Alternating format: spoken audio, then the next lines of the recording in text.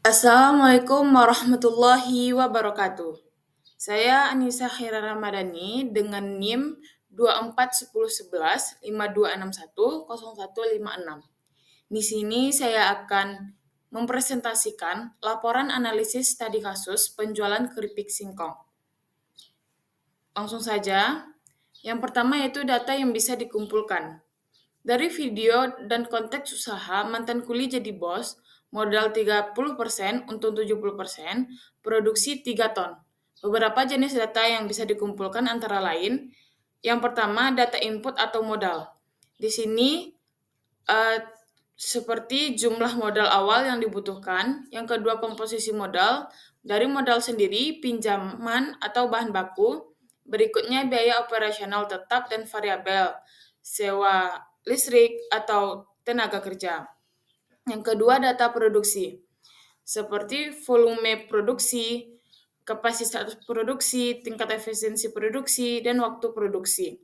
Berikutnya, ada data keuntungan atau margin. Di sini ada total pendapatan, biaya total, laba kotor, laba bersih, persentase margin, misal 70%, dan titik impas.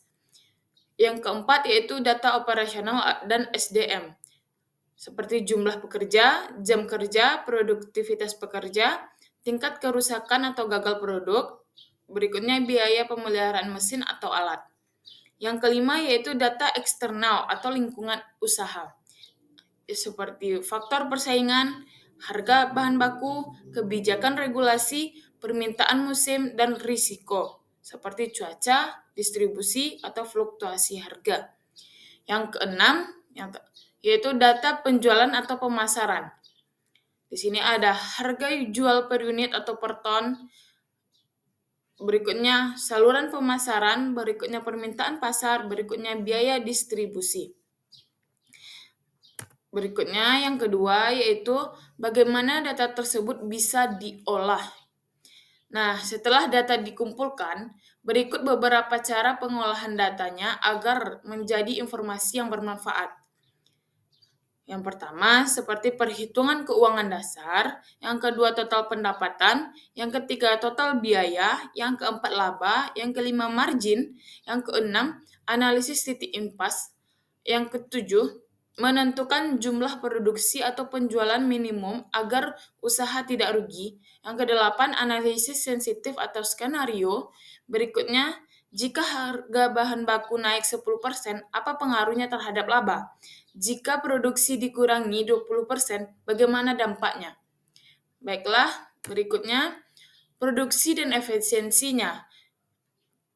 Yang ke-10, menghitung output per tenaga kerja per jam per mesin. Berikutnya, analisis margin. Berikutnya, menghitung rasio terhadap margin kotor, margin bersih, dan berikutnya.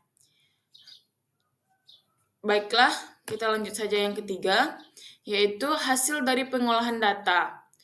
Setelah pengolahan data, kamu bisa memperoleh beberapa hasil seperti volume produksi optimal agar usaha berjalan efisien, titik impas.